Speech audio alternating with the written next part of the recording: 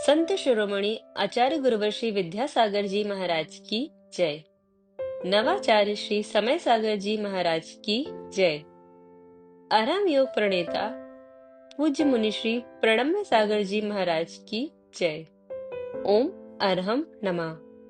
स्वाध्याय प्रेमी बंधुओं, युग श्रेष्ठ आचार्य भगवान श्री 108 विद्यासागर जी महाराज के सरस्वती पुत्र अभीष्ट ज्ञानोपयोगी प्राकृत विज्ञ अरहम योग प्रणेता मुनि श्री प्रणम्य सागर जी द्वारा रचित नई छड़ारा का अनूठा स्वाध्याय गुरु आशीर्वाद से सतत जारी है।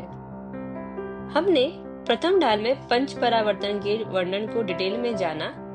ढाल 2, जिसमें सम्यक दर्शन का प्रैक्टिकल स्वरूप मुनि श्री ने बड़े ही सरल और सुंदर तरीके से समझाया है, जिससे हमारे अंदर देव शास्त्र गुरु के प्रति श्रद्धा और दृढ़ होगा।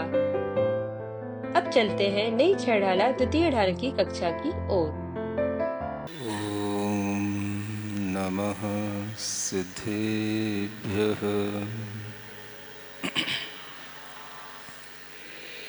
ओम नमः सिद्धेभ्यः।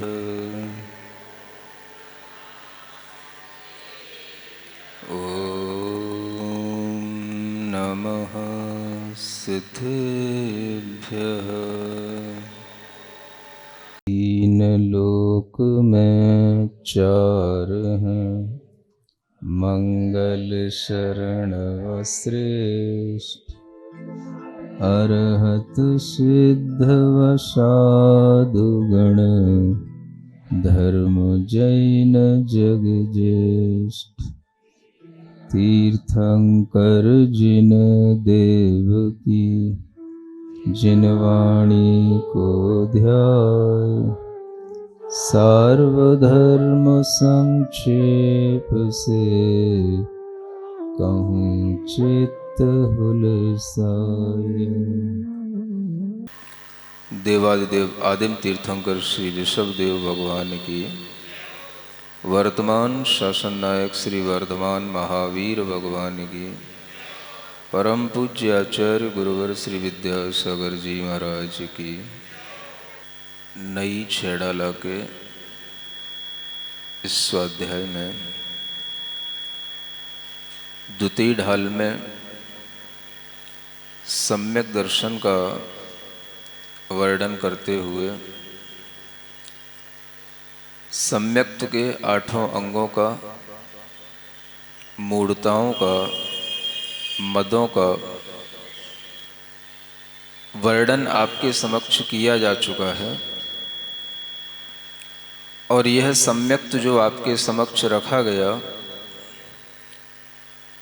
यह कौन सा सम्यक दर्शन है, किस नाम को प्राप्त करता है, इसको समझने के लिए आगे का छंद आपको 16वें नंबर का पढ़ना है। सो समकित भी व्यवहार जान, कारण है निश्चय कार्यमान। मुनि पांडव पारसनाथ स्वामी, सम्यक दृष्टि निश्चयी नामी। यह जो दूसरी ढाल में बहुत दिनों से आपके लिए सम्यक दर्शन की बात कही जा रही है, इसको आचार्यों ने व्यवहार सम्यक दर्शन के रूप में कहा है। जब व्यवहार होता है तो निश्चय भी सम्यक दर्शन के रूप में कहा जाता है। सम्यक दर्शन के 2 भेद इसलिए भी बनते हैं क्योंकि पूरा मोक्ष मार्ग 2 भेदों के रूप में बताया जाता है। व्यवहार मोक्ष मार्ग भी होता है और निश्चय मोक्ष मार्ग भी होता है।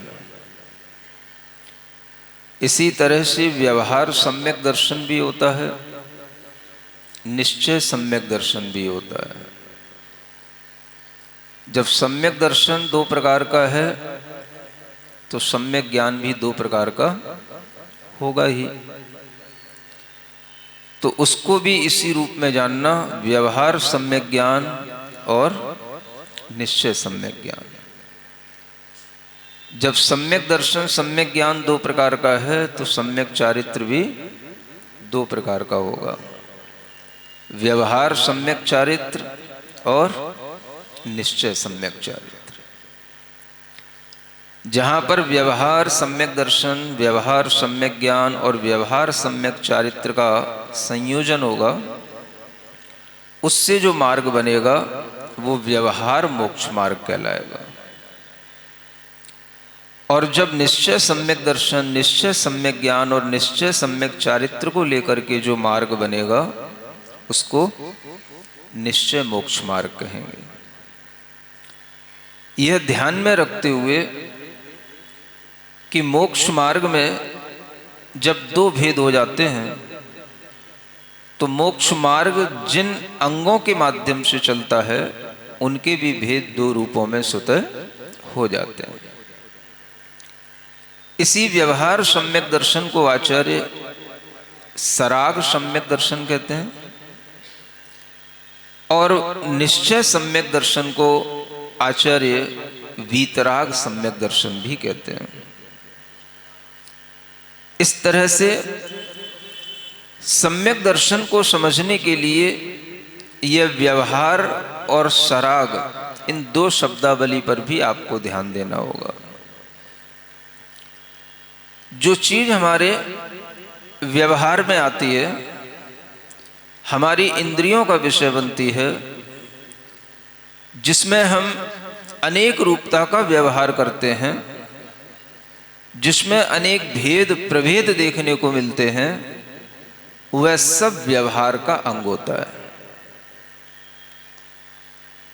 और जिसमें किसी भी तरह का भेद नहीं होता, जिसमें हमारी इंद्रियों का भी वो विषय नहीं बनता,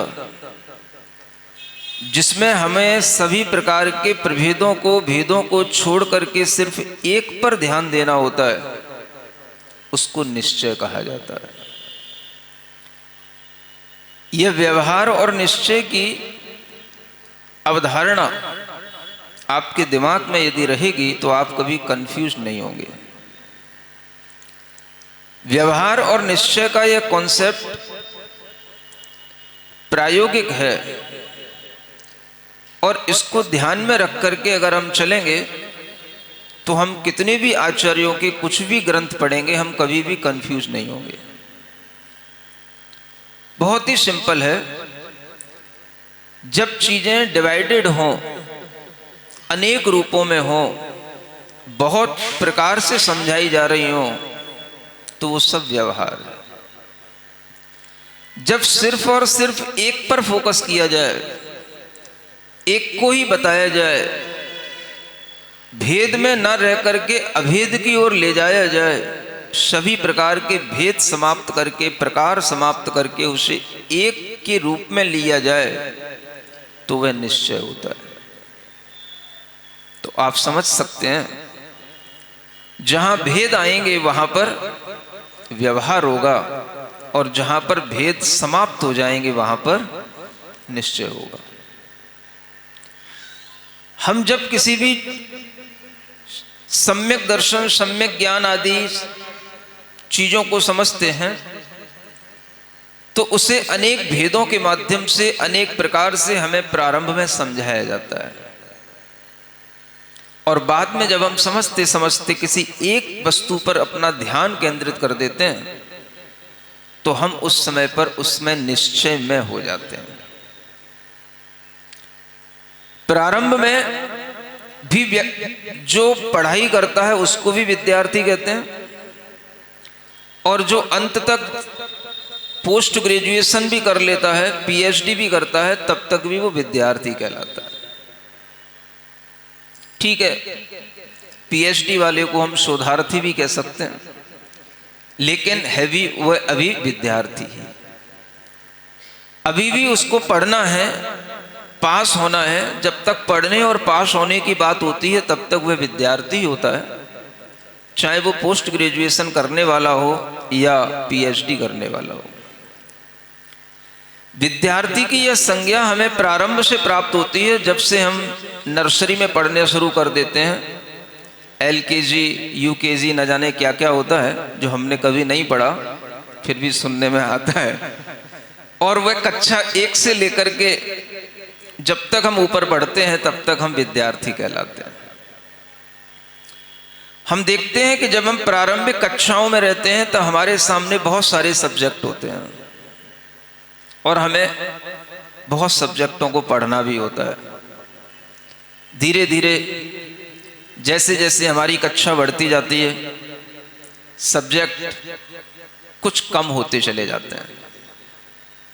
जब हम MA तक पहुंचते हैं तब तो केवल एक ही सब्जेक्ट रह जाता है, और जब हम PhD में पहुंचते हैं तो उस एक में भी एक टॉपिक रह जाता है। ये जो हमारी पद्धति है, ठीक इसी तरह से समझो व्यवहार और निश्चय की पद्धति। जहां व्यवहार होता है वहां पर अनेक रूपों में अनेक चीजों को आपको समझना होता है और उसके माध्यम से आगे बढ़ना होता है। उस व्यवहार में काम आने वाली हर एक चीज आपके लिए ऊपर तक काम आएगी जब तक आप आगे बढ़ोगे। व्यवहार से जो चीज प्रारंभ हुई वो निश्चय तक चलेगी। व्यवहार में अनेक भेद दिखाई देंगे, निश्चय में एक होगा, वह अभेद होगा। लेकिन आप पहले से उस निश्चय को समझ करके भेद को छोड़ करके चलेंगे तो आप निश्चय तक पहुंच नहीं पाएंगे।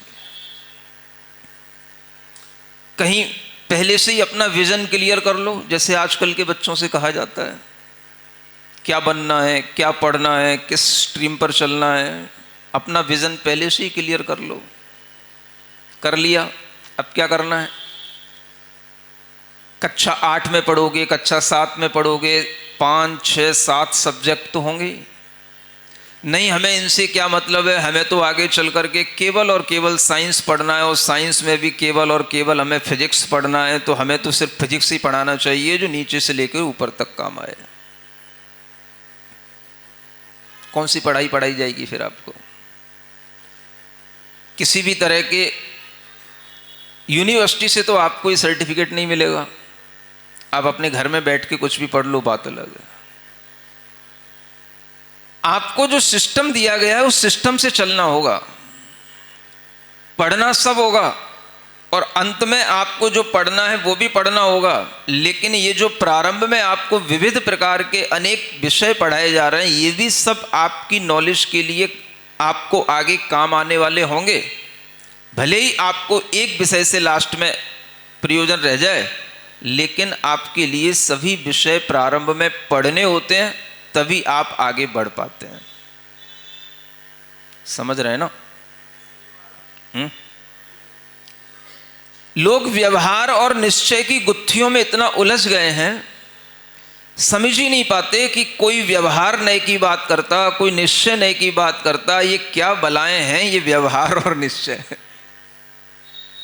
सरलता से समझने की कोशिश करें।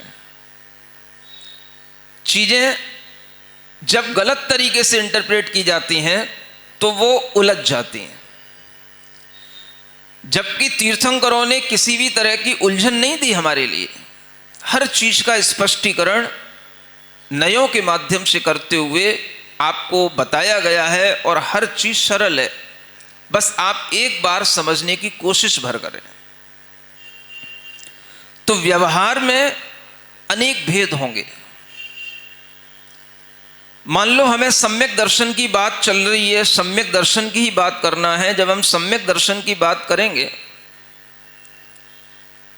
तो ये हमारे ज्ञान में आता है। सम्यक दर्शन का संबंध हमारी श्रद्धा से होता है। श्रद्धा सबके पास होती है, इसलिए केवल श्रद्धा मात्र सम्यक दर्शन नहीं है। श्रद्धांश सबके पास होता है। अगर हम केवल श्रद्धान को सम्यक दर्शन कह देंगे तो सभी सम्यक दृष्टि हो जाएंगे। श्रद्धा हमारी आत्मा का गुण है। वह हमारे अंदर एक विश्वास, आस्था पैदा करता है। इसलिए श्रद्धान मात्र को सम्यक दर्शन नहीं कहा, आचार्य कहते हैं श्रद्धा तो सभी करते हैं, देखना यह है कि कौन कहां श्रद्धा करता है, उस श्रद्धा का ऑब्जेक्ट क्या है, आप किस पर श्रद्धा कर रहे हैं, आपकी श्रद्धान का विषय क्या है। जिस तरह का आपका विषय होगा श्रद्धा आपकी उसी तरह की कहलाएगी। तो श्रद्धान महत्वपूर्ण नहीं है, हमारी श्रद्धा का विषय क्या है यह महत्वपूर्ण है। जब हम उस श्रद्धा को बाहर की ओर देखते हैं और उस श्रद्धा के विषय को पकड़ते हैं तो हमारे सामने एक नहीं अनेक विषय आ जाते हैं, और वह अनेक विषय हमें कहीं ना कहीं उन्हीं 3 तत्वों से रिलेटेड होते हैं जिनकी चर्चा आपको इसी दूसरी ढाल में पहले कराई गई है। कौन से 3 तत्व? देव, शास्त्र और गुरु। ये 3 तत्व हैं। इन्हीं 3 तत्वों से जब हम जुड़ते हैं तो हमारी श्रद्धा भी 3 विषयों में जुड़ती है। जब हमारी श्रद्धा 3 विषयों में जुड़ गई तो कम से कम 3 सब्जेक्ट तो हमारे पास हो ही गए ना। तो जब हमारी श्रद्धा में ये 3 विषय आए, देव, शास्त्र, गुरु, तो ये हमारी श्रद्धा से इन 3 विषयों के बारे में जब हमने अपने अंदर उस श्रद्धा का विषय बनाया तो ये जो श्रद्धान है, यह श्रद्धान उस विषय पर निर्भर करेगा कि आपने अगर देवशास्त्र गुरु को, सही देवशास्त्र गुरु को विषय बनाया है, सम्यक को विषय बनाया है, तो आपकी श्रद्धा सम्यक दर्शन का रूप ले लेगी। और अगर आपने मिथ्या देवशास्त्र गुरु को विषय बनाया है तो आपकी श्रद्धा मिथ्या दर्शन का रूप ले लेगी। महत्वपूर्ण श्रद्धान नहीं है, महत्वपूर्ण है श्रद्धा का विषय। श्रद्धा का विषय क्या है? सो देव, शास्त्र, गुरु 3 तत्व। वह देव, शास्त्र और गुरु भी आपके लिए ये पता होने चाहिए कौन से देव, शास्त्र, गुरु, कौन से देव, कौन से भगवान। देव गति के देव की बात है यहां पर, या जो 18 दोषों से रहित हैं उन देव की बात है यहां पर। ये आपकी श्रद्धा का विषय इस तरह से बनेगा तब आपके लिए सम्यक दर्शन की भूमिका बनेगी। और ये सम्यक दर्शन जो आपको अनेक सब्जेक्टों के माध्यम से पढ़ाया जा रहा है, अनेक सब्जेक्ट जिसका विषय बन रहे हैं, वह सम्यक दर्शन आपके लिए अनेक भेदों में आ रहा है। आप पूछ सकते हैं हम किसकी श्रद्धा करें? देव की करें कि गुरु की करें कि शास्त्र की करें कि दोनों की करें कि तीनों की करें कि एक एक करके करें कि सबको मिला के करें? नहीं समझ में आया? कुछ तो पूछ सकते हो ना, कुछ पूछते ही नहीं। इसका मतलब है आप सुनने के बाद कुछ गुनते ही नहीं। किसकी श्रद्धा? एक की करने से काम चलेगा क्या? 2 की करने से काम चलेगा क्या? 3 की कर लें फिर 4 की मत करवा देना।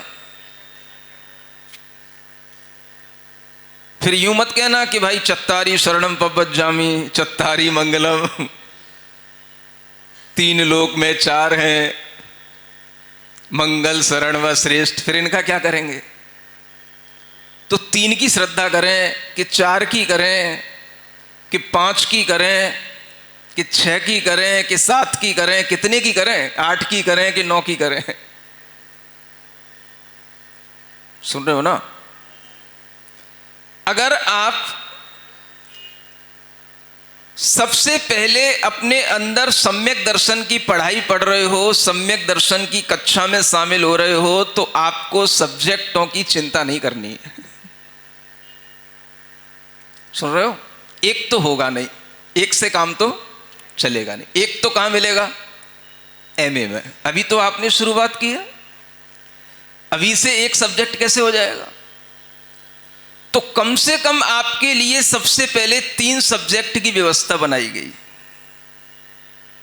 कितने कम से कम होने चाहिए? 3।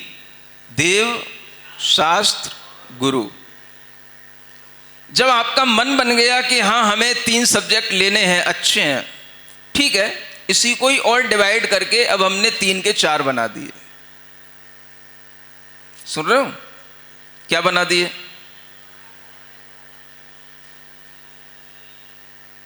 अरिहंत शरणम पवज्जामि, सिद्ध शरणम पवज्जामि, साहू शरणम पवज्जामि, केवली पंडितो धम्मो शरणम पवज्जामि। हमने 4 बना दिए।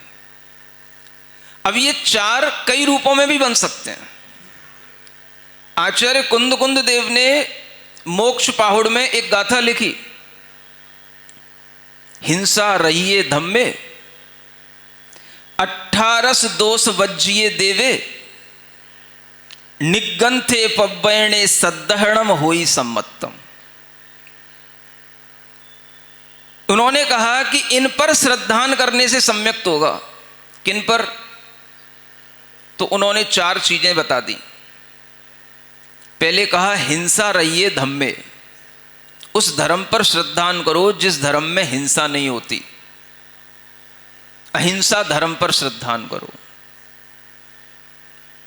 फिर कहते हैं 18 दोष वज्जिए देवे, उस देव पर श्रद्धान करो जो 18 दोषों से रहित है। फिर कहते हैं निगंथे, निर्ग्रंथ पर भी श्रद्धान करो जो निर्ग्रंथ मुनि है। और पव्वयणे, जो प्रवचन है, जो उपदिष्ट पदार्थ है, उस पर भी श्रद्धान करो। तो अब आपको विचलित नहीं होना।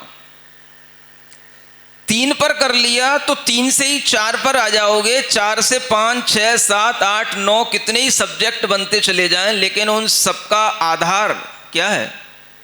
सुदेव, शास्त्र, गुरु, 3 तत्व।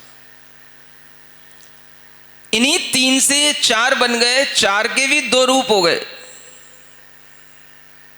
4 शरण के रूप में, और ये आचार्य कुंद देव ने ये 4 चीजें बता दी इनके रूप में। सद्दहणम होई सम्मतम, इन 4 चीजों का श्रद्धान करोगे तो सम्यक दर्शन होगा। सुन रहे हो? आपको 3 सब्जेक्ट भी पढ़ सकते हैं, आप 4 सब्जेक्ट भी पढ़ सकते हैं। आपको पढ़ना अनेक रूपों में होगा। प्रारंभ में आपके लिए सम्यक दर्शन इसी तरह से उत्पन्न होगा। इन्हीं सम्यक्त के विषयों पर आपको अपना फोकस करना होगा और इसी में अपनी रुचि लेनी होगी। तो 4 के बाद 5वीं सब्जेक्ट आपके पास हो सकते हैं। 5 अस्तिकाय। क्या? 5 अत्थिकाय, अस्तिकाय, पंचअत्थिकाय। इन पर श्रद्धान करने से भी सम्यक दर्शन होता है। 5 अस्तिकाय पढ़ो। जीवास्तिकाय,